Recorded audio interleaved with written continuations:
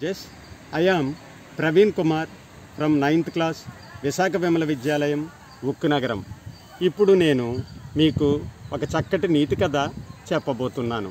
అదేమిటంటే ఆకాశంలో ఉన్నతమైన శిఖరాలపై ఒక పెద్ద గరుడ పక్షి ఆహ్లాదకరంగా విహరిస్తూ ఉండేది. ఆ గరుడ పక్షి మీద ఎచ్చటి నిండో కానీ సడన్గా ఒక కాకి వచ్చి గరుడ పక్షి వీపు మీద వాలింది.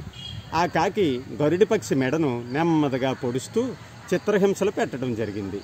ఇప్పుడు గరుడ పక్షికి ఉన్నటువంటి ప్రత్యామ్నాయాలు ఏమిటంటే ఆ కాకితో పోరాడాలి, లేదా ఆ కాకిని నియంత్రించాలి, ఆ కాకిని తన గ్రద్దలతో గాయపరచాలి. కానీ తెలివైన గరుడ పక్షి ఆ పని చేయలేదు. కాకి తన మెడను పొడుస్తూ అలా గాయపరుస్తూ ఉండగా ఆ కాకిని అస్సలు పట్టించుకోకుండా ఆ గరుడ పక్షి ఇంకా ఎత్తుకు ఎగరడం మొదలుపెట్టింది.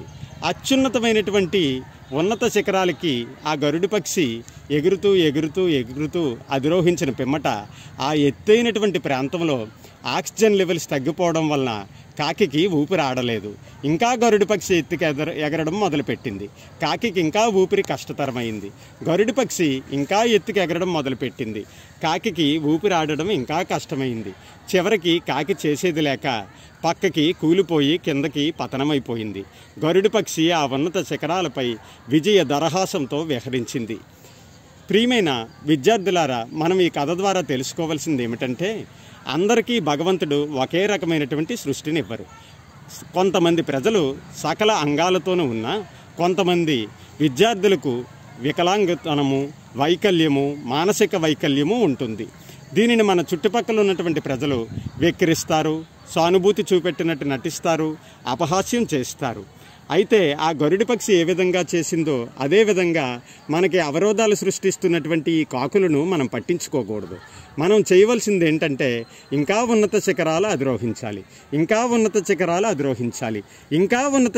అధిరోహించాలి. అప్పుడు మనకు అడ్డుకట్ట వేస్తున్నటువంటి ఆ కాకి లాంటి ప్రజలు, పరిస్థితులు అవే కుప్పకూలిపోతాయి. మనం విజయదరహాసంతో విజయ శిఖరాలకు చేరుకుంటాం. మనకి వైకల్యం ఉందని, వికలాంగులమని చెప్పి కొంతమంది వెక్కిరించడం జరుగుతుంది, కొంతమంది ఆటంకాలు సృష్టించడం జరుగుతుంది, కొంతమంది మనల్ని పక్కన పెట్టడం జరుగుతూ ఉంటుంది. మీకు ఎప్పుడైతే పక్కన పెట్టేశారో, మీకు ఎప్పుడైతే ఆటంకాలు ఎదురయ్యాయో, మీకు ఎప్పుడైతే అవరోధాలు ఎదురయ్యాయో, మీకున్నటువంటి వైకల్యం ఇతరులతో పోటీ పడడానికి అడ్డంకిగా ఉన్నదో, మీకు ఎప్పుడైతే ఆ రకమైనటువంటి కాన్ఫిడెన్స్ లెవెల్ దిగజారిపోతున్నాయో, మీరు అస్సలు గ్రద్ద వలె అటు ఇటు తొణికిసలాడకుండా ఇంకా పైకి ఎగరడానికి ప్రయత్నించండి, ఇంకా ఎత్తుకు ఎగరడానికి ప్రయత్నించండి. మిమ్మల్ని అపహాస్యం చేసిన వాళ్ళు కూలిపోతారు, మీకు ఆటంకాలు సృష్టించిన వారు పతనమైపోతారు, మీకు ఎదురొచ్చినటువంటి పరిస్థితులు కుప్పకూలిపోతాయి. పేదరికం మిమ్మల్ని అడ్డుకోలేదు, వైకల్యం మిమ్మల్ని అడ్డుకోలేదు, ఏ శక్తి కూడా మిమ్మల్ని అడ్డుకోలేదు. మీరు ఉన్నత శిఖరాలు తప్పకుండా అధిరోహిస్తారు. దానికి నిదర్శనం థామస్ ఆల్వా ఎడిసన్ గారే. ఆయనకి బాల్యదశలోనే చిన్న గాయం అవడం వలన జీవితాంతం చెవిటివాడిగా మిగిలిపోయాడు. కానీ ఆ వైకల్యాన్ని, ఆ వికలాంగతనంతో ఎడిసన్ కుంగిపోలేదు, కుసించిపోలేదు. ఆ చెవిటితనమైనటువంటి కాకిని పట్టించుకోలేదు. గ్రద్దలాగా ఎడిసన్ పైకి ఎగరడం మొదలుపెట్టాడు. శాస్త్ర సాంకేతిక ప్రపంచంలో సుమారు 99 పరిశోధనలపై పేటెంట్ సంపాదించి అత్యున్నతమైనటువంటి శాస్త్రవేత్తగా పేరు ప్రఖ్యాతలు సంపాదించాడు. ఈరోజు చీకటి ప్రపంచానికి వెలుగు రేఖలు నింపేటువంటి బలుపుని కల్పెట్టినటువంటి ఎడిసన్ చెవుడు అనేటువంటి వైకల్యంతో బాధపడిన వ్యక్తే.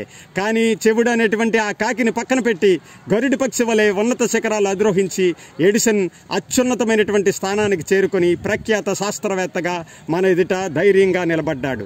కాబట్టి మనం గరుడ పక్షి వలె ఉన్నత శిఖరాలు అధిరోహిద్దాం. వైకల్యమైనటువంటి కాకులను పట్టించుకోకుండా ఉంటే అవే కూలిపోతాయి, మనం అత్యున్నత శిఖరాలు అధిరోహిస్తాము.